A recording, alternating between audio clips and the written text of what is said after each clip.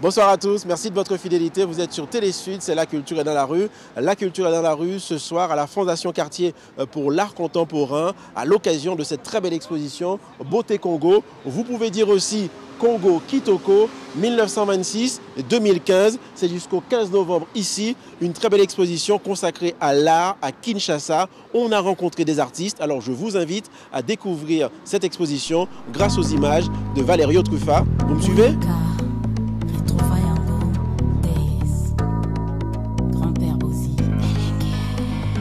Congo Beauté est une exposition capable de booster votre bonne humeur, de vous donner envie de danser en écoutant les classiques de la musique congolaise. Vous en ressortirez des images plein la tête, de ces images qui ont fait l'histoire, comme celle de Jean Despara ou encore d'Ambroise Ngaïmoko, l'homme du studio 3Z qui expose des clichés qui donnent une autre image de l'Afrique. Des visages, des figures de Jean Despara, encore lui, photographe de génie, qui a su saisir l'insouciance et la joie de vivre de la jeunesse de Kinshasa, Despara qui cohabite avec les installations futuristes de Rigobert Nimi. C'est la force de cette exposition, polymorphe, on y trouve de la photo et aussi de la bande dessinée. Tout cela raconte une histoire, celle de Kinshasa, de son dynamisme, de la fièvre qui règne dans les rues de cette ville. C'est là tout le mérite de cette exposition concoctée par le commissaire André Magnin.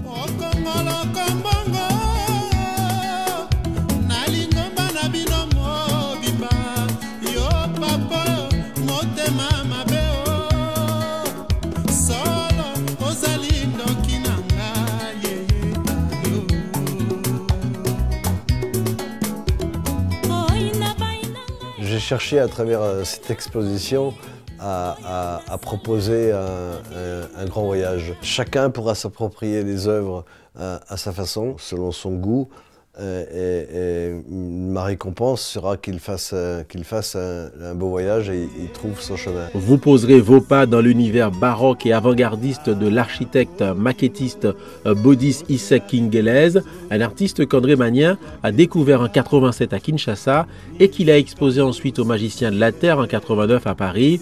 À la Fondation Cartier, le commissaire Magnin a choisi une grande variété d'artistes comme Kouracho Mali et ses magnifiques gouaches dont les personnages semblent bondir des tableaux.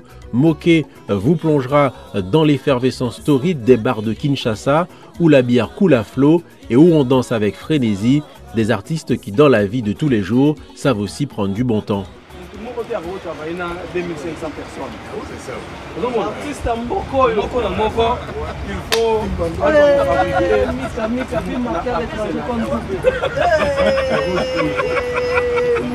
Il J'étais ravi d'être invité à écrire pour présenter les œuvres dans le catalogue et honoré aussi.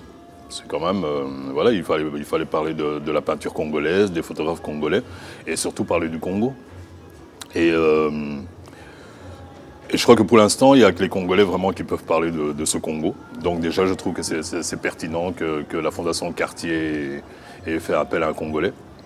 Parce que c'est vrai, il y avait un contexte à expliquer peut-être, parce qu'on a l'impression parfois avec les œuvres qui viennent de chez nous que c'est évident, que c'est... Oui, sont des gens inspirés, qui ont des œuvres fortes, qui ont des belles œuvres. Mais en regardant un peu le style, on se rend compte quand même que c'est une œuvre assez particulière. Quel est le terreau justement de cette créativité, de cette création? Donc voilà, il faut peut-être identifier d'abord le terreau, d'où vient cette œuvre. C'est là, dans les rues de Kinshasa, qu'est née cette œuvre. C'est dans ce vacarme urbain que les artistes ont puisé leur inspiration, croquant des scènes de rue qu'ils vivent au quotidien. C'est toute la force de la peinture populaire, comme on peut le vivre dans les tableaux de Chéri Chérin, où il dénonce les faux semblants et les grandes hypocrisies de ce monde. Chéri Chérin, de son vrai nom, Joseph Kinkonda, un pseudo qui a une signification bien précise. Écoutez l'artiste. E veut dire expressionniste, R signifie remarquable, I veut dire inégalable, bien incomparable, et N veut dire naturaliste. C'est-à-dire Chérin veut dire je suis un créateur hors série, je suis un expressionniste remarquable, on ne peut pas me comparer à personne. Chéri Chérin, c'est ça. Moi, je suis né avec le dessin. J'ai l'art dans le sang. Quand j'étais à l'école primaire, je griffonnais partout sur les murs. Et puis, mon papa a souhaité que je sois prêtre de l'église catholique. Et il m'a envoyé au séminaire. Là-bas, les jésuites qui étaient là-bas, ils ont vu que j'étais fort à dessin.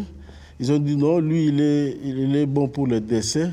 C'est eux qui m'avaient orienté, envoyé, disons, à l'Académie des Beaux-Arts de Kinshasa. Vous vous rendez compte? On parle de misère au Congo, on parle de misère en Afrique. Pourtant, c'est le continent le plus riche.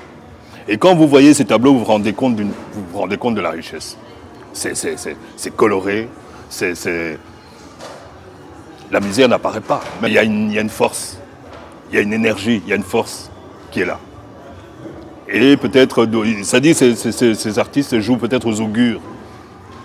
Ils montrent la force. Si la force, vous ne l'avez pas vue, vous la verrez sur les tableaux, mais vous verrez la force à un moment ou à un autre.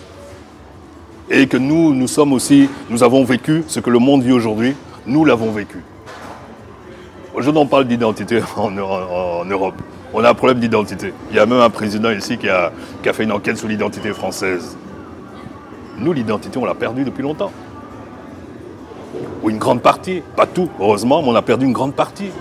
Mais on continue à vivre avec ça. On crée avec ça. On bouge avec ça. On projette un futur avec ça. Alors donc, le français ne doit pas s'inquiéter. Donc, on est là pour dire les choses.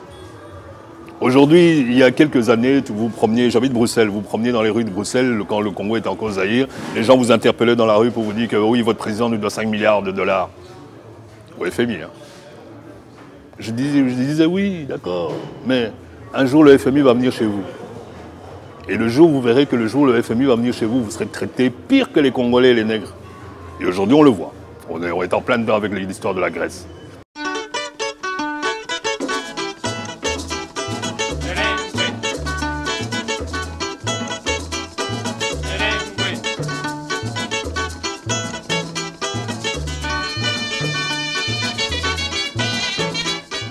Les richesses du Congo-Kinshasa, ce sont aussi ces images du photographe Ambroise Ngaï Moko qui cassent certains clichés circulant sur l'Afrique. On y voit une jeunesse riante, pleine de fraîcheur. Dans son studio 3Z, il a photographié les rois de la sape et les adeptes du culturisme. L'homme, un ancien mécanicien, a un parcours singulier et original. J'ai commencé à apprendre comme mécanicien.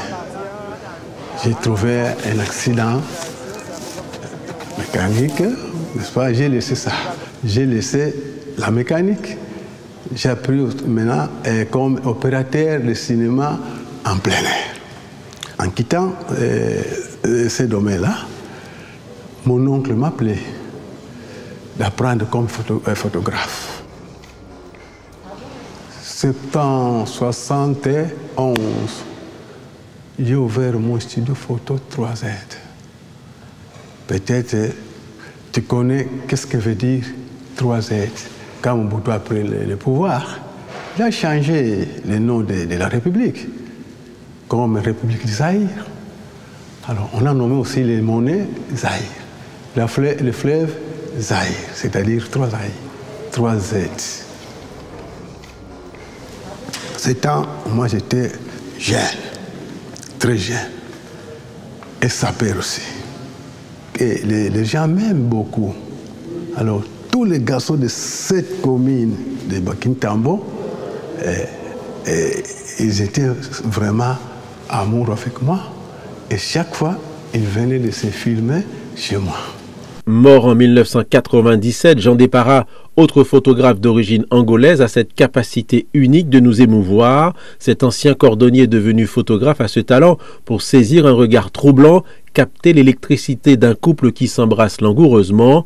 Après avoir fermé le studio qu'il a ouvert en 1956, il part immortaliser les scènes de rue de Léopoldville, aujourd'hui Kinshasa.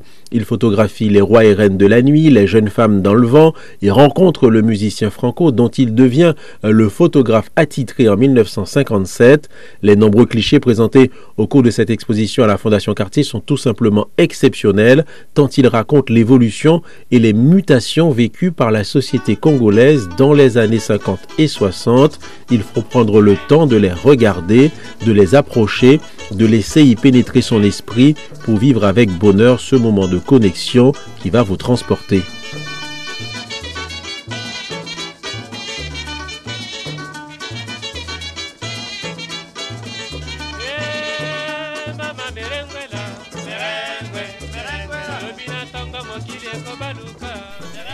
Non loin de Jean Dépara, vous trouverez les peintres de l'école dite du hangar comme Mwenze Kibwanza, Philippili Moulongoy ou encore Sylvestre Kabala. Cet atelier a été fondé en 1946 par le peintre français Pierre-Romain Desfossés à Elisabethville, aujourd'hui Lubumbashi.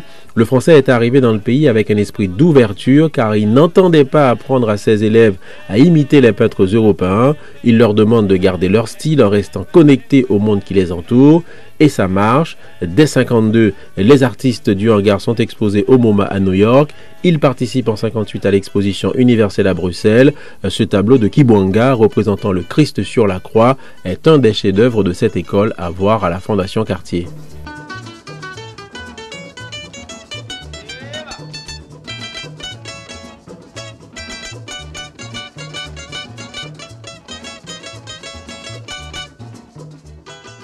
Ces précurseurs ont préparé le terrain pour l'éclosion de la peinture populaire avec des artistes comme Moké, qui nous a quittés en 2001. C'était un surdoué. À l'âge de 10 ans, il vit sur les marchés où il peint avec ses doigts sur du carton.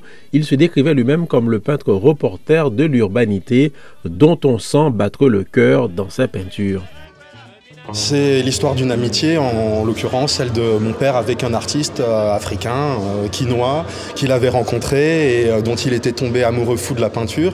40 ans plus tard, l'histoire de l'art lui a donné raison avec cette magnifique exposition. Moké a été exposé dès les années 80, il faisait partie des premiers artistes dans les années 80 nominativement sortis de ce qu'on savait être de l'art venant d'Afrique.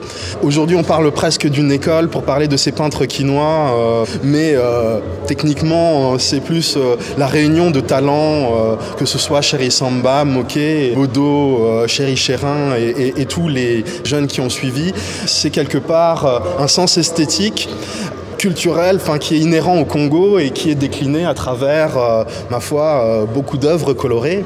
Décollons avec Rigobert Nimi, auteur de cette étonnante cité des étoiles, fabriquée à partir de matériaux de récupération. Cette sculpture monumentale est un petit bijou technologique intégrant mouvement, son et lumière.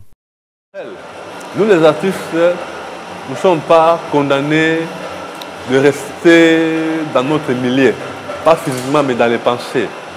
L'artiste, c'est quelqu'un qui fait voyager ses pensées.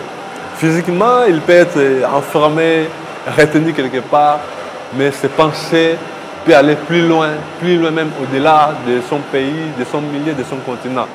Et moi, je pense que ça, c'est notre rôle. Donc, à travers ce que moi j'ai fait, et d'ailleurs, vous voyez, cette œuvre est liée à la technologie. C'est vraiment une œuvre technologique. Vous trouverez des matériels électriques, vous trouverez vraiment des choses liées à la science-fiction. Et comme vous venez de dire, il n'y a aucun rapport avec ce secteur et l'Afrique et la RDC et surtout les milieux dans lesquels nous vivons. Mais c'est ça le rôle de l'artiste. L'artiste, quel que soit le milieu où il est, il peut vivre au village, dans un milieu rural, au village, dans la forêt. Mais s'il est inspiré par d'autres choses qui se passent en dehors de lui, je pense qu'il a intérêt à présenter à travers son travail, son art, ses pensées, ces choses existantes en dehors de lui. Et une façon aussi de montrer aux gens de chez nous. Il y a par exemple quelqu'un qui n'a jamais vu un engin spatial. Bon, s'il arrive des occasions comme ça, au cours des expositions artistiques, nous présentons ces œuvres, des modèles des avions, des modèles de trains, des modèles de tous ces objets liés à la technologie. Nous apportons des connaissances à tous ces gens-là. Megaming Yedi a choisi le dessin, le collage pour s'exprimer. On le voit ici dans cette impressionnante composition, Les Voyageurs de l'eau, qui évoque l'exploitation des richesses minières du Katanga.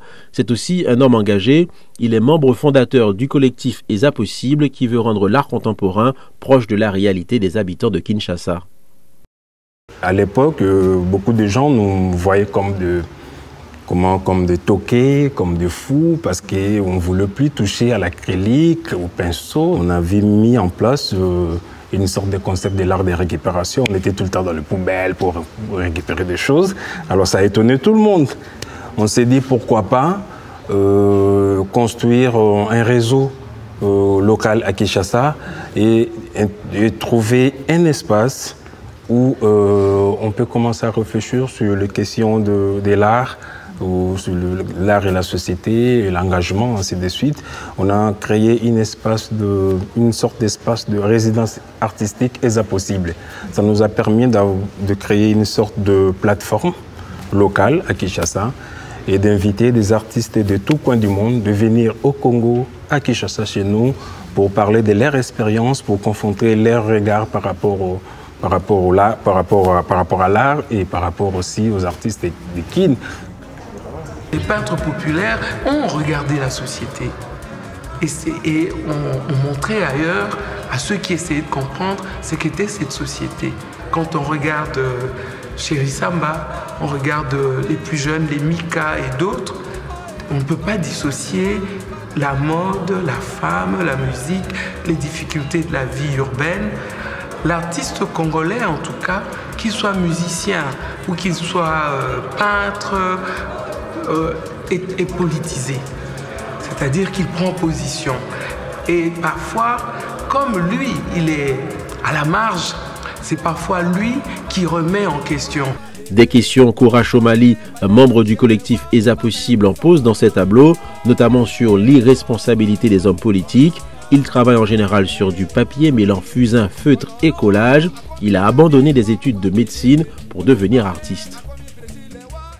Mon père avait insisté que je fasse la médecine. Et puis moi je me suis dit non, quand on me force un truc, j'arrive pas à le faire, quoi. Mais en étant en Beaux-Arts, il y avait quelque chose qui était en moi, quoi. Il y avait une certaine peur que j'arrivais pas à les dire comme ça. Mais j'ai préféré encore faire de dessin. Et c'est pourquoi ça ressort aussi par rapport à mon entourage. Moi, j'aime pas représenter les Congos où il y a toujours cette mauvaise image.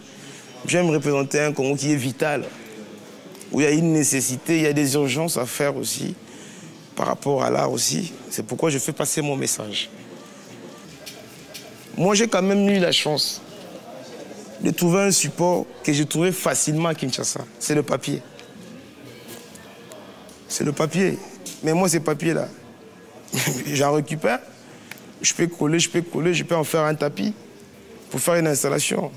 C'est un support aussi que je trouve facilement partout où je passe. Moi, je suis un poseur d'actes. Hein. Dans Kinshasa, on dit mbalama, mbalama. On ne se pose pas des questions, on commence directement à poser des actes. On a posé des actes, ça a donné des envies. Il y a eu des gens qui sont venus tout autour. Et puis, il y a eu aussi des gens qui ont été engagés.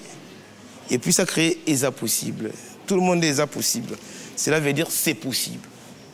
L'Afrique à la conquête de l'espace est aussi possible, semble nous suggérer l'artiste Monsengo Choula, cousin du peintre Moké, Choula qui s'intéresse aussi au bouleversement que provoque Internet en Afrique. Je ne peux pas laisser inaperçu cette époque. Il faut que je fasse quelque chose là où les autres n'ont pas encore fait. Et les résultats, c'est ça. Tu vois, on ne peut pas échapper à ça. Cette vitesse-là, l'interconnexion, il a ses avantages et ses désavantages. L'avantage, le monde est maintenant comme un village planétaire. Les inconvénients, c'est avec ces usines qui émettent tout, ces effets de serre sur la planète, ça pollue la nature, ça détruit l'écosystème et c'est mauvais. Et tout ça, c'est l'homme qui est l'auteur de tout ça.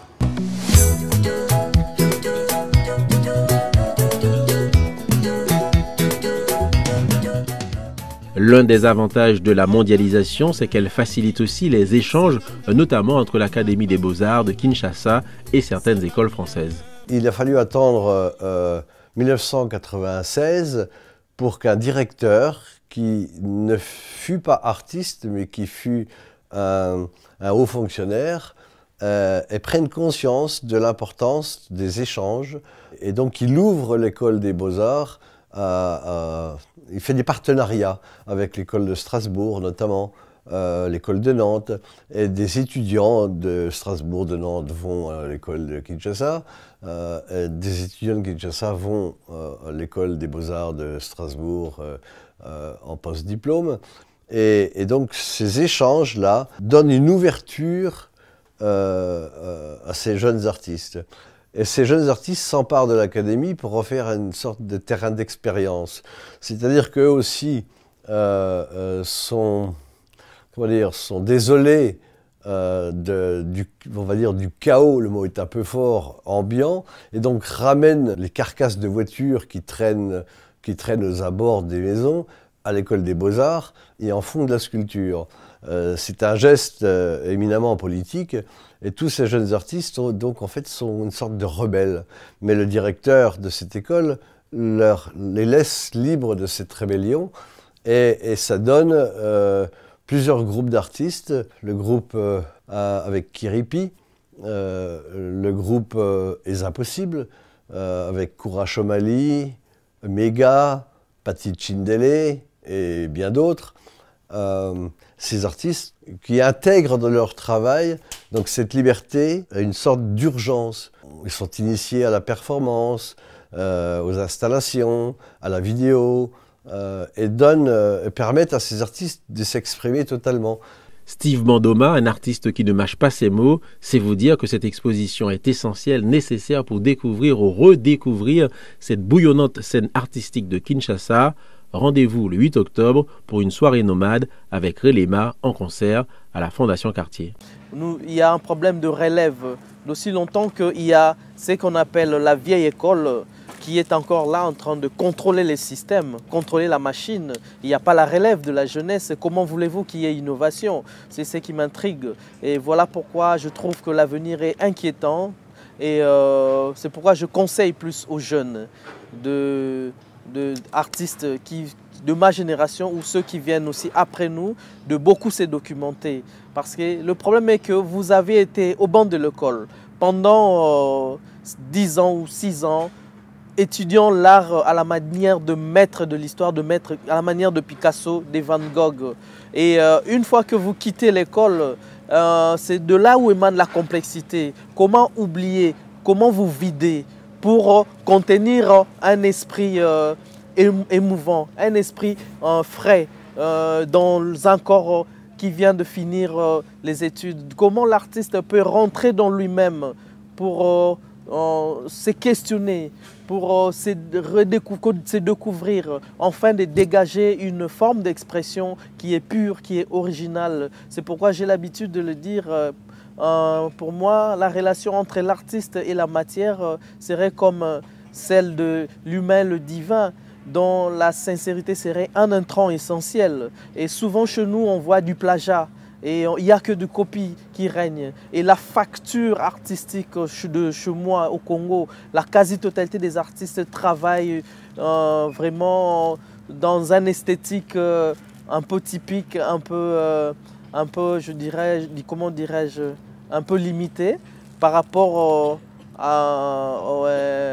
aux attentes actuelles de l'art contemporain. Et c'est pourquoi moi ça m'inquiète. Ça m'inquiète. C'est dans cette partie de l'exposition réservée aux œuvres de Chéri Samba qu'on va se quitter avec notamment ce très beau tableau où Chéri Samba a le génie de représenter Obama, Lumumba et Mandela, trois grands hommes qui font et qui ont fait l'histoire. Merci beaucoup de nous avoir suivis. Merci d'avoir suivi cette émission. Merci d'avoir regardé les images réalisées par Valerio Truffa. C'est la fin de cette émission. Venez voir cette très belle exposition Congo Kitoko. C'est à la Fondation Cartier jusqu'au 15 novembre. À bientôt.